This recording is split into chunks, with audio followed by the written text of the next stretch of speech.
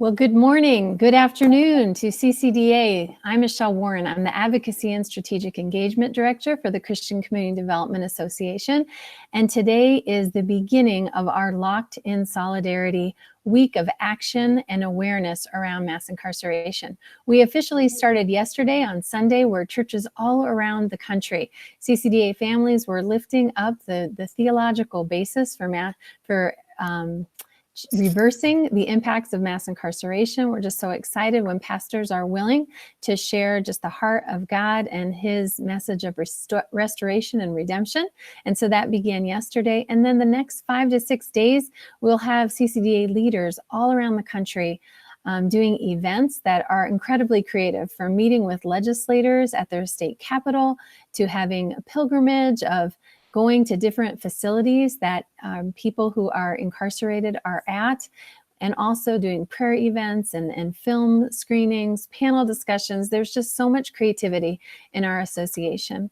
The last few years for Locked in Solidarity, we've been inviting our CCDA practitioners to share a little bit about their expertise, and today is no different. I'm excited to be able to introduce Kimberlee Johnson, Heather Garretson, and Miea Walker. All three of these women have presented at CCDA and have shared their expertise. And today they're going to be talking about policies that they know about, that we as CCDA practitioners can learn about, and then also can work to engage to see the impacts of incarceration reversed. While mass incarceration is felt at all levels, federal level, state level, and local level, really what we do at the local and the state level will have the biggest impact. And because we have 50 states, we have so many different things that we need to learn.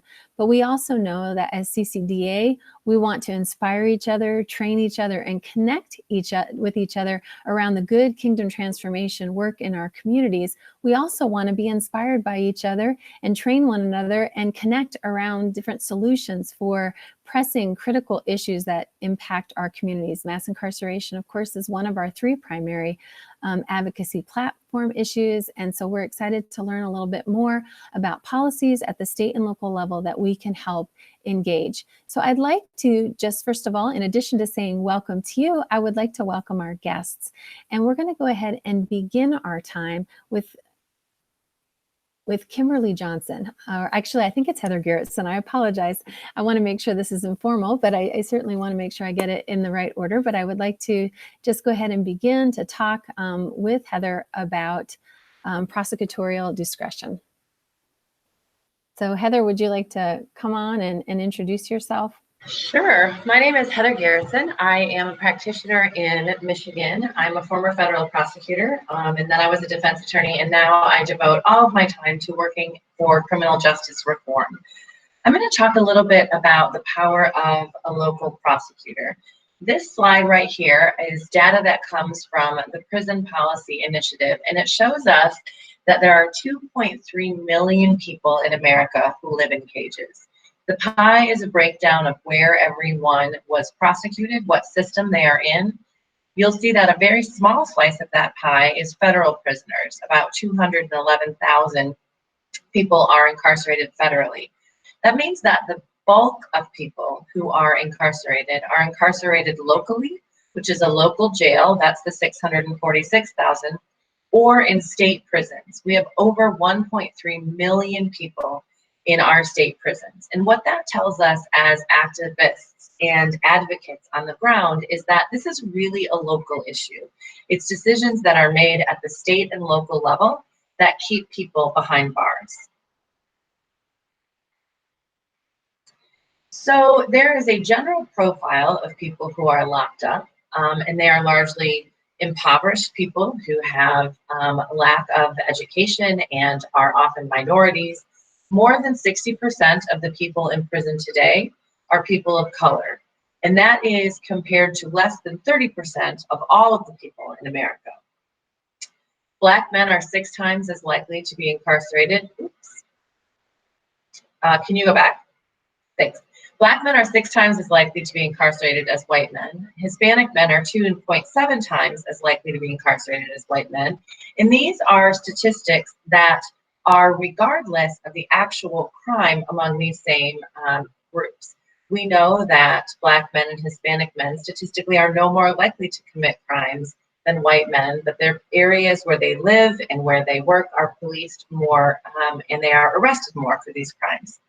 We also know that in general, the profile of prisoners is uneducated. 65% do not have a high school degree. So we have populations where the education system is failing our children, and those children go from the education system to incarceration.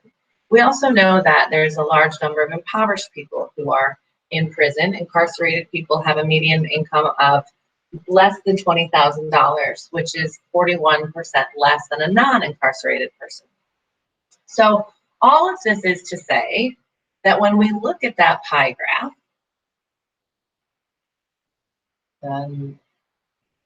we know that those people, the vast majority of those people sitting in jail are poor people of color who have not been serviced by our systems the way other people have.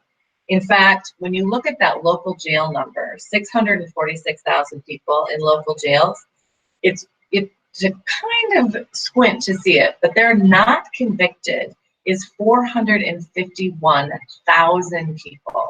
That means those people are in prison because they cannot afford to go home. So now that we know the profile of where people are located and locked up and the profile of the prisoners, let's move to the prosecutors who put them there. Local prosecutors decide who is charged, who is not, who is offered diversion, who is offered alternative courts, such as drug courts and veterans court, where services are available. Prosecutors decide what the charges are going to be and what they're not going to be.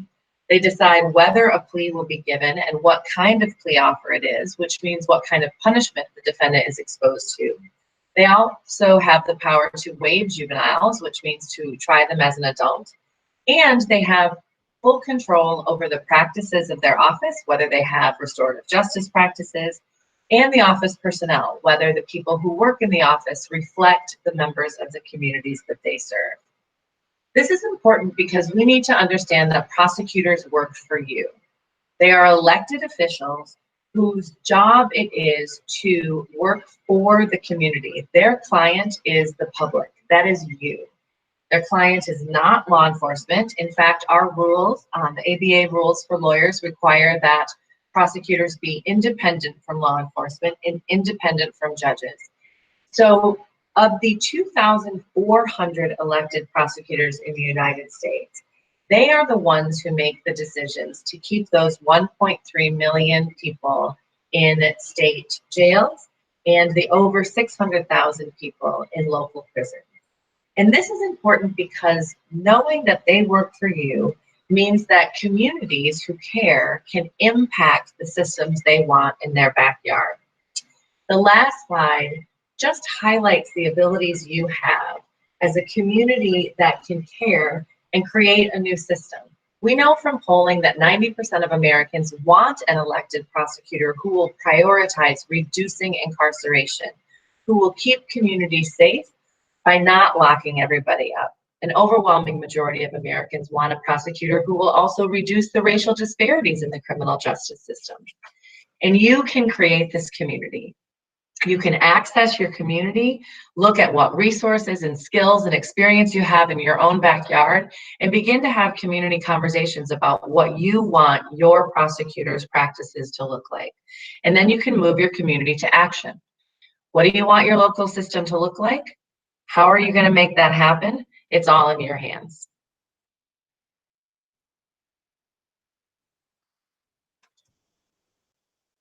Thank you, Heather. That is really insightful. I'm excited about our Q&A time so that we can talk a little bit more. I have so much to learn myself, and I know that there are other people who are wanting to learn more. So thank you for that brief overview about prosecutors. Definitely not something that we talk about much in mass incarceration, but as you said, it's at such a local level. We really need to learn the skills on how we can engage that group of leaders. So thank you for that. I'm going to go ahead and ask Kimberlee Johnson to share just her little segment on cash bail reform. And Kimberlee, why don't you go ahead and lead us? Thank you so much for taking the time to share today.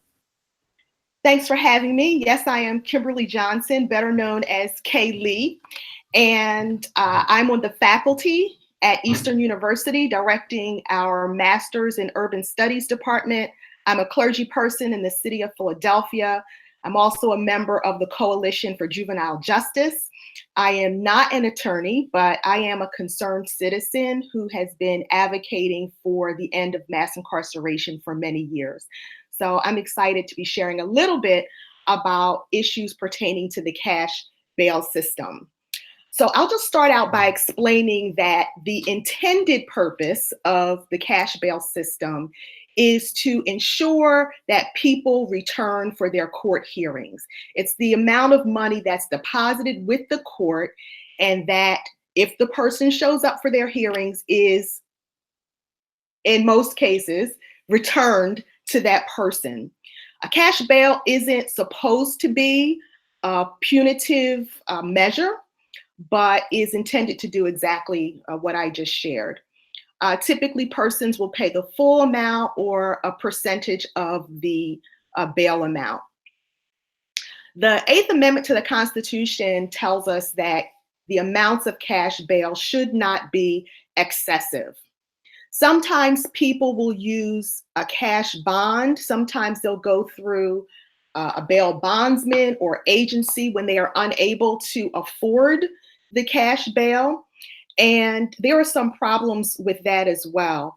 What typically happens is that the bond agency will charge a fee for using their system, and that fee has to be paid either by the defendant or their co-signer or guarantor, and that money has to be returned. Typically, those fees are really excessive. It could be 10% of the amount or more, and those kinds of things are regulated from state to state. The impact of the cash bail system is really significant, particularly for people who are poor and for persons of color.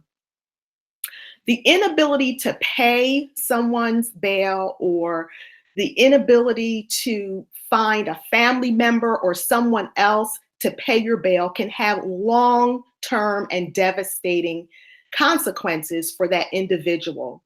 People lose their jobs because they are detained, they are incarcerated because they cannot pay bail. There are people who lose their health care. Some people lose their housing. People lose their reputation.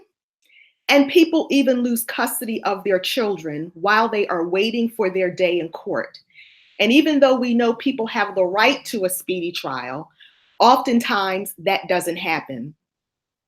Just to give you an example, there was a young man here in the city of Philadelphia. I think he was 17 years old. He was charged as an adult.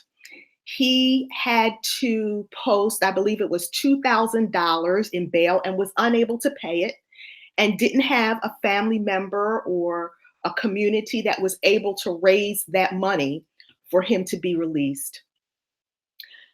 His attorney advised him over and over again to take a deal, to plea and get out of jail. But he knew he was innocent, so he refused to do that. Instead, he remained incarcerated for 18 months until finally, eventually, the charges were dropped against him for lack of evidence. And that speaks to one of the other consequences of this entire system, that if you're too poor to pay, you will remain incarcerated, even though you may be innocent of what you've been accused of. People spend more time in jail unnecessarily because they are poor. In 2018, the Prison Policy Institute analyzed a survey of inmates in local jails. That was done by the Bureau of Justice Statistics, to find that over half of the people in jail who could not make bail were parents of children under the age of 18 years old. And most of those were women. So the impact on families is significant. The impact on communities is significant because you now have persons who are removed from their homes and from their communities who are incarcerated awaiting their trials. Bryan Stevenson has a saying. Bryan Stevenson is a civil rights attorney, among other things, and he's the founder of Equal Justice Initiative. And he always says the system treats you better if you're rich and guilty than if you are poor and innocent. And this cash bail system certainly brings that to bear. So let me just say a few things about the way forward. Most of my experience comes from the context of Philadelphia and the state of Pennsylvania in particular. And so I always encourage people, find out what's going on in your particular context.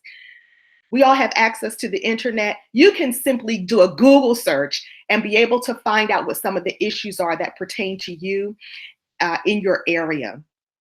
I would say that coalition building and working with others is probably the best way to make advancement with regard to changing the cash bail system where you live. We've made significant progress here in the city of Philadelphia, and that has been largely due to collective action. So organizations like Decarcerate Pennsylvania, which I volunteer with as a letter writer, but Decarcerate PA has really been at the forefront of this in Philadelphia, along with student organizations, faith-based organizations like Power, like Circle of Hope Church in Philadelphia.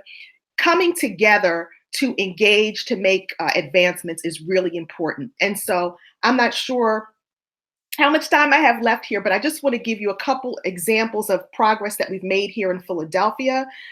There was pressure put on the powers that be politically here in Philly, and our city council unanimously decided to pass a resolution requiring change here in the city of Philadelphia. Subsequently, our district attorney decided that there would be approximately 25 lower level crimes for which bail would no longer be asked for by prosecutors. Now, judges still have discretion in that, but that was one of the major changes that was made here in the city of Philadelphia. And there are some other things I could talk about perhaps during the Q&A time, lifting up perhaps the models from Washington, D.C., from New York, from New Jersey, from California as well. So that's my blurb. Thank you, Kimberlee. No, it's very helpful. And that's why we're going to have that Q&A time, because I think it's so important for us to really just be able to dialogue, kind of pull down the statistics and the PowerPoints and just try to figure out what are we going to do. And so thank you for that opportunity to listen. Right now, I'm going to introduce Miea Walker. Miea Walker actually leads our Mass Incarceration Task Force here at CCDA. I'm going to give us a little bit of warning. We've had some technical difficulties. And so Miea is actually joining us by phone. And so I just want to say thank you, Miea, for all your patience as we try to get you online and hear the good things. Thank you for participating on this amazing webinar with these phenomenal ladies. Today, I wanted to spend some time to talk about the primary caretaker bill. For most of you who did not know me, I was previously incarcerated, and I had the opportunity to spend time with my sisters who interacted on a daily basis with their kids. And so one of the things that we noticed is the trauma that both the mom and the dad and the child experienced while the loved ones were incarcerated. And so one of the things that we have been working on here in North Carolina as a part of the Governor's State Reentry Council Collaborative, we decided that we wanted to partake in the primary caretaker bill. It's something that came out of Massachusetts. And so one of the things that we've been focusing on is how to implement that in our state. And a primary caretaker is defined as someone who's assumed responsibility for a dependent child's housing, health, financial support, education, and family ties, or a woman who has given birth to a child or while waiting sentencing hearing, and who expresses a willingness to assume responsibility for the housing, health, and safety of that child. And so I just wanted to spend some time just to talk about that a bit, so you can get a feel of what that looks like and how we can actually change policy to reunite families. So I'm just going to talk a bit about the impact of incarceration on families. Families go through immeasurable pain and suffering and face generations of trauma when parents are separated from their children due to incarceration. When parents are convicted, their children are punished too. Alternative sentences keep parents actively involved in their children's lives and helps to alleviate the suffering. And when a parent is incarcerated, families lose needed income and often struggle to meet their basic needs. So when we look at alternatives to incarceration, we should think about, like, how do we allow parents to be home in their community so they can continue the loving, caring, and providing for their children. Alternative sentences are definitely cheaper, and it reduces recidivism. Money spent on incarceration can be reinvested towards more alternatives. And instead of jail and prisons, parents can receive drug and alcohol treatment, vocational training, and job placement, parenting classes, and affordable and safe housing. So one of the programs, like I stated, was Bridges to Home, and they focus on the intersection piece of experiencing women who've experienced and identified having serious mental health, emotional, psychological distress, and substance use disorder. And so currently, right now in North Carolina, we've been working with Bridges to Home to see if we can bring that to our state. We have been advocating to work inside the women's facility to be able to schedule interviews with women who are currently incarcerated and their loved ones to garner interest in the program. We are scheduled to have meetings with our legislators to support these efforts. And one of those big things is on May 7th, we are bringing awareness to our Lobby Day 2019 campaign. So we want to be able to, or we're scheduled to, I should say, to be able to meet with our legislators, people who have already supported the bill. We've had several meetings with them, but we also want to target all of the other legislators to be able to bring this campaign to light. And hopefully that they will be able to understand, like, what we're doing and why we're doing it, and be able to support this effort. So I want you to think about ways to engage, specifically when you're thinking about women in incarceration. There are opportunities to participate in different forums. You can, I'm sure, check at your local prisons. There are also groups who are working across the state that are advocating for women's issues as well. If you're interested in learning more, please feel free to reach out to me. My email address is mwalker@forwardjustice.org. Thanks, Mia, for sharing a little bit. What I'd like to do is just move into our Q&A time, which, you know, you'll get to see some of our faces as you're watching the webinar, and just really want to have the opportunity to dialogue about this, maybe each of the specific elements, but really I'm hearing a lot of intersectionality. I don't know if the rest of you are, but definitely, you know, when I heard Kimberlee share that, you know, over half of people who are, you know, waiting have children.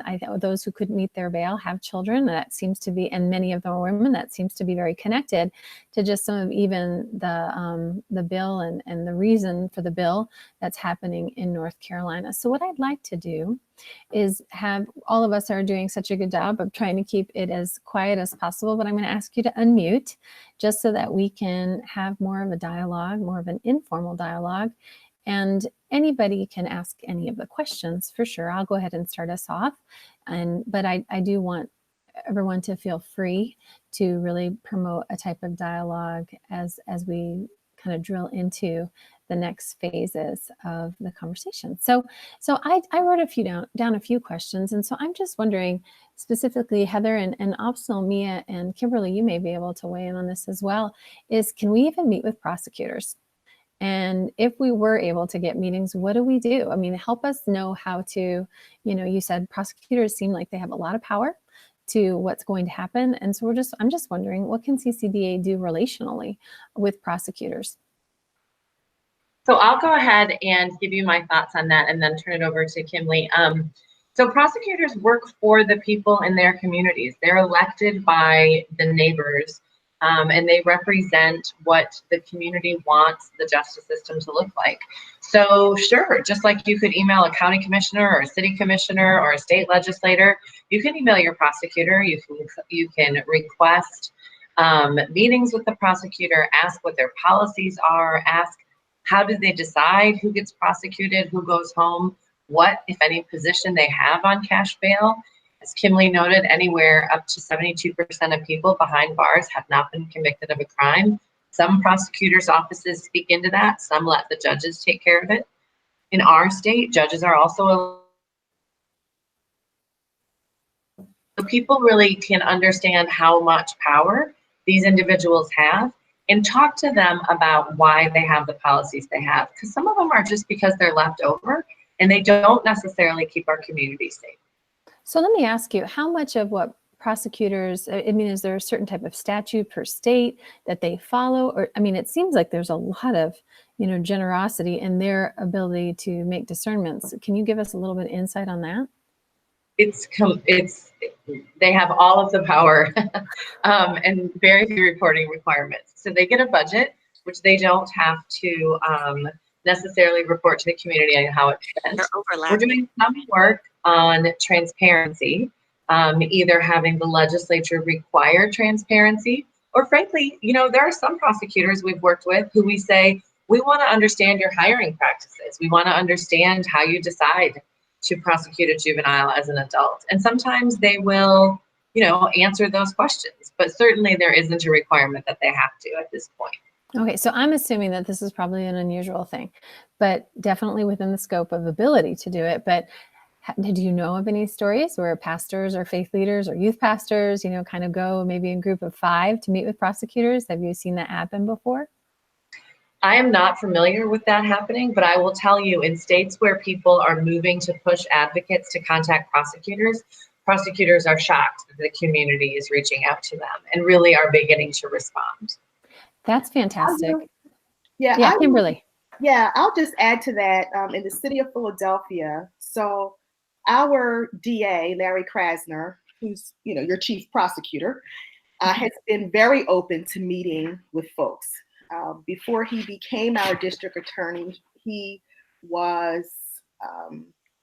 actually defended Black Lives Matter persons who had been arrested for various things. So he has certain sympathies that probably chief prosecutors don't necessarily have in other areas.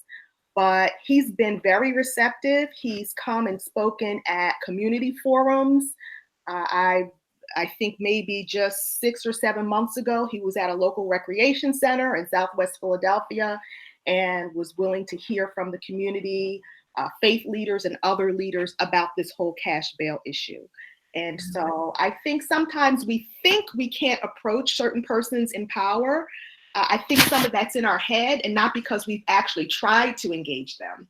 Well, that's kind of where I'm going with this, right? And so often, especially, pastors and ministry leaders, they often think, well, we'll just sort of leave it up to, bureaucrats or other people that are at the table. And I don't know if they realize how important their faith voice is. And so that's part of what we're trying to do with Locked in Solidarity is get everybody sort of out of their nonprofit, and of course they're in their community, but even more deeply into, this whole area of their community that is often not on radars. I mean, if you polled CCDA leaders across the country, it would surprise me if not 90% of them have sat in courts with people who are facing, charges. And that's just a part of, what we do with each other. But to think about getting behind that and really building bridges to prosecutors, which, leads to judges and of course the district attorney, I think that's just something that I got really excited about, when I was talking with Heather specifically, I thought this is an area that we need to learn. So often when you think about systemic injustice, you look at legislation, and that is really important, definitely important, but there's other ways around. If you can't go through a front door, you kind of create your side doors. And I'll tell you that, I know CCDA is good at that. We're really good at what I call hacking the system. If the system doesn't work for them, we know how to change it. So let me ask you this. Heather, is there a certain language that will get a better response than others? I know that the spirit of trying to build bridges and be a peacemaker is really important, but is there a certain language that is helpful? Because I know sometimes people are willing to make a meeting, but they don't even know what to say. Right. I think it's really important to root this conversation in community safety. Like, no one is interested in people who are dangerous to the community being out and running the streets. But we do have enough data now to understand that locking up every single person who is accused of, not even convicted of a crime, simply doesn't make our communities more safe. So you can start if you have affinity groups that you're particularly interested in. Do you want to know how prosecutors treat juveniles? Do you want to know how they treat, to Mia's point, mothers who are sole caregivers? You can talk about policies around those prosecutions. You can talk about policies in their own office. What do they do? How do they decide who gets diversion? I mean, we know there was a great article in the New York Times that people who get diversion, which means you can work your way out of the criminal justice system, are white people with means, right? Because you can afford it and because it's not offered to people who don't go in and advocate for themselves. So you can really talk about individual groups of people who are prosecuted or policies around prosecution, but rooting it in a conversation where they understand, we're not asking everybody to open the doors of the prisons and the jails, but we are asking for a system to be just and for it to be safe. And this tough on crime mentality just isn't. That's good. Thanks. Well, as we kind of, Kimberlee, I just have been learning a lot more on cash bail reform in the last couple of years. And you referred to Philly, and I'll tell you, I know that Philadelphia is sort of leading the way in many ways around it. You've got some really great things happening in your state. Do you have any illustrations or any examples that you want to share about people coming together? You mentioned collective impact. I'm just wondering if there's anything that you can share. Sometimes we get inspired when we hear what other people are doing and kind of catch a vision that maybe we can do that too. Mm-hmm. Yeah, so I think we always have to have a micro level and a macro level approach to things. And people need both relief and they need reform. So we need systemic changes, but while we're working toward that, which often takes longer, people who are impacted by injustice still need assistance. And sometimes it's at the micro level where you can get more people energized and educated around different issues. So in terms of Philadelphia, I was thinking about Philadelphia's Community Bail Fund. In 2017, I'm not sure where this started. It was in some other city somewhere. On Mother's Day, there was a collective effort to bail moms out of jail. And in about 25 different cities, people just decided they were going to raise money and they were going to bail out moms on Mother's Day. And Philadelphia came into that maybe a month before Mother's Day and just decided, let's try to do this. I wasn't a part of that effort, but there were a number of people who were. And that birthed what is now Philadelphia's Community Bail Fund. And the Community Bail Fund's mission really is to bail people out of jail who can't afford their bail. So that has been, that effort has been one of those that has raised awareness in the city that this is even an issue. And I think with any social change, any social movement, the first thing you need is a critical awareness that there is a problem. And so they've done that. They're now working with I think there's a coalition of maybe 8 or 9 different community organizations around that issue.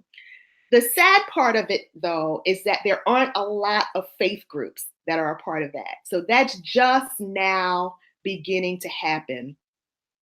Circle of Hope has an effort called Mobilizing for Black Lives Matter or something like that.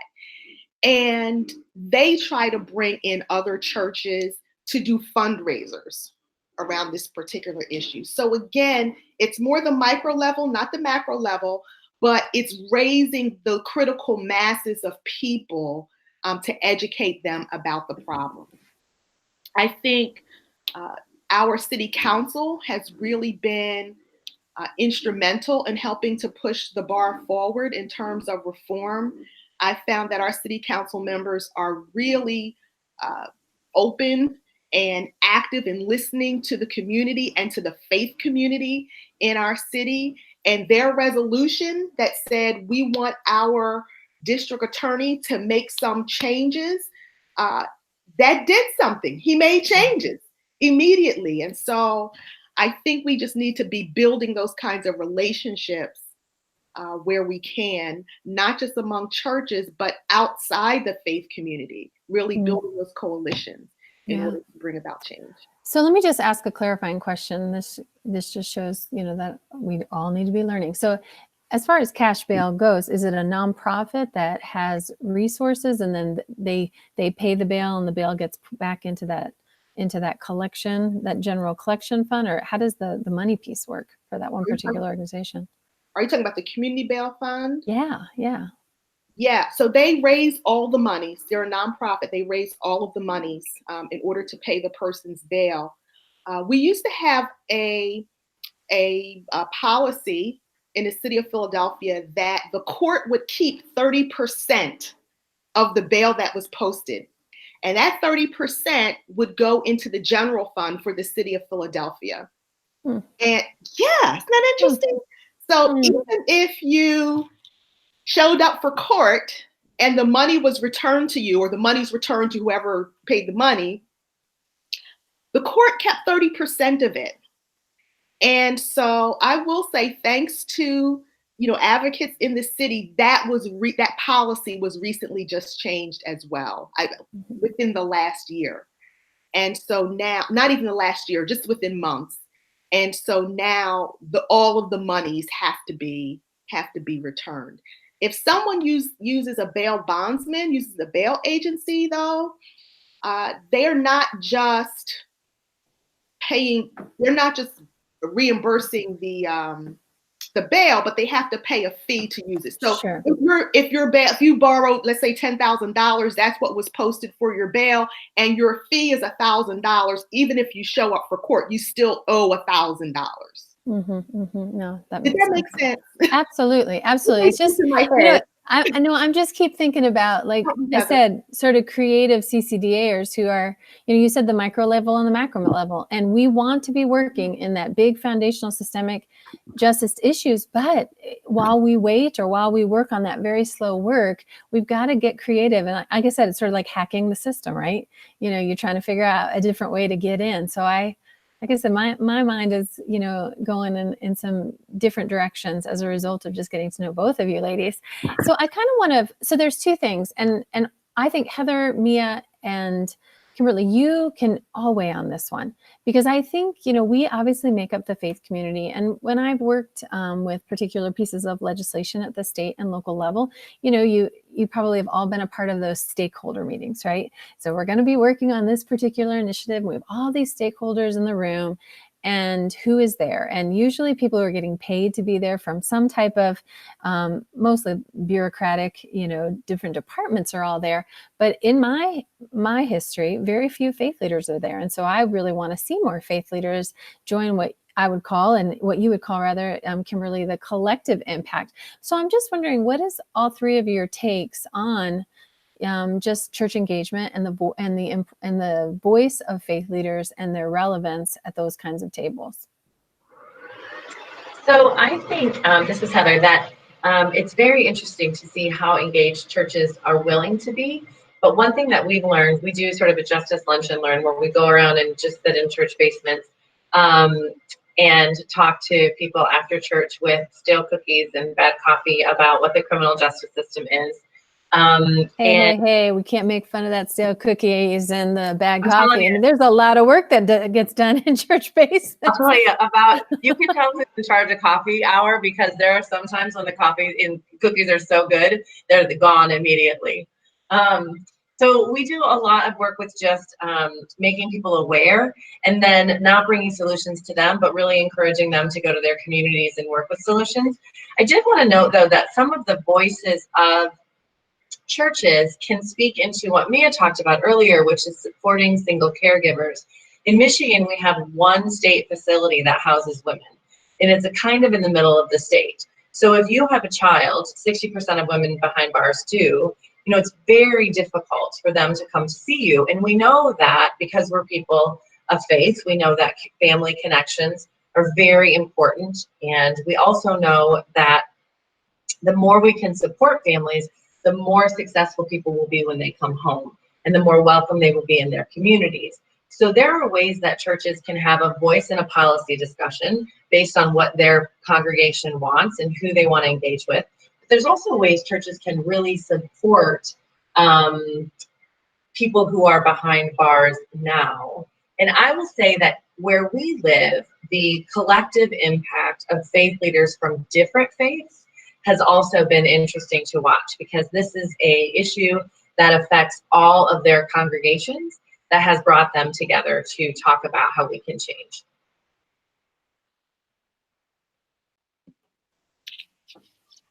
I'll just make a couple of comments.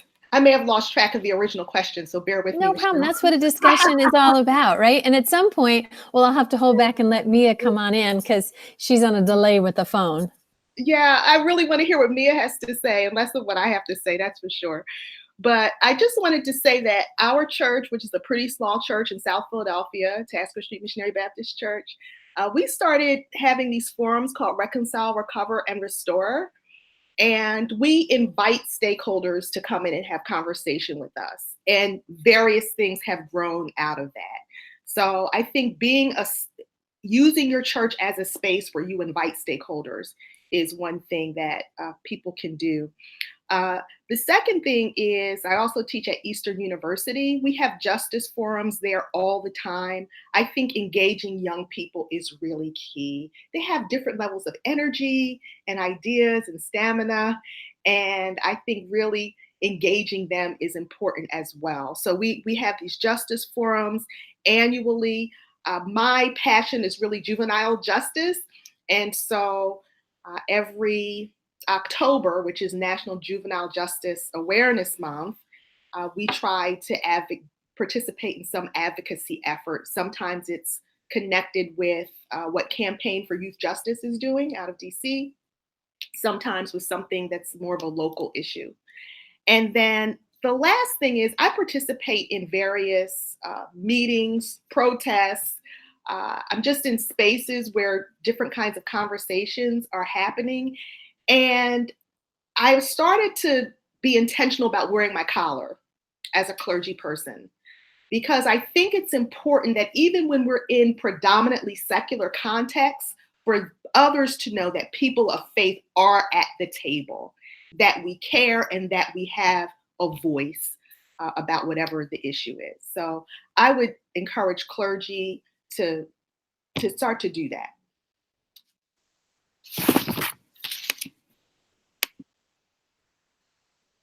Okay. I would encourage clergy to start to do that. Christina, we're having a hard time hearing Miea.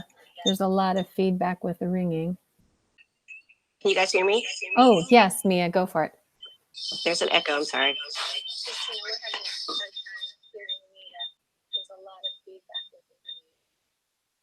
So yes. Oh, yes.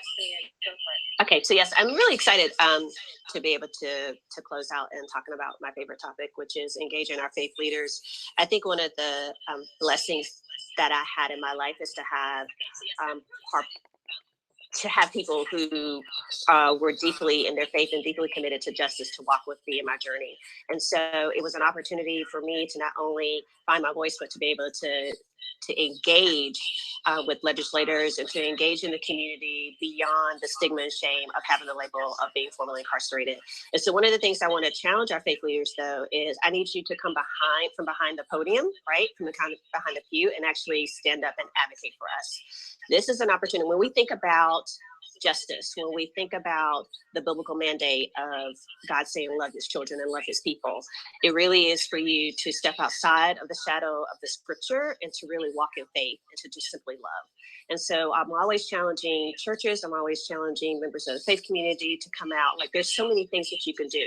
One of the things I always tell people to start with is like, just go and visit someone that's currently incarcerated. That's like step one. That's the very minimum basic, to be able to get a bird's eye view of what it's like for someone that's been incarcerated. It's not just simply that someone actually like committed a crime and now they're in prison.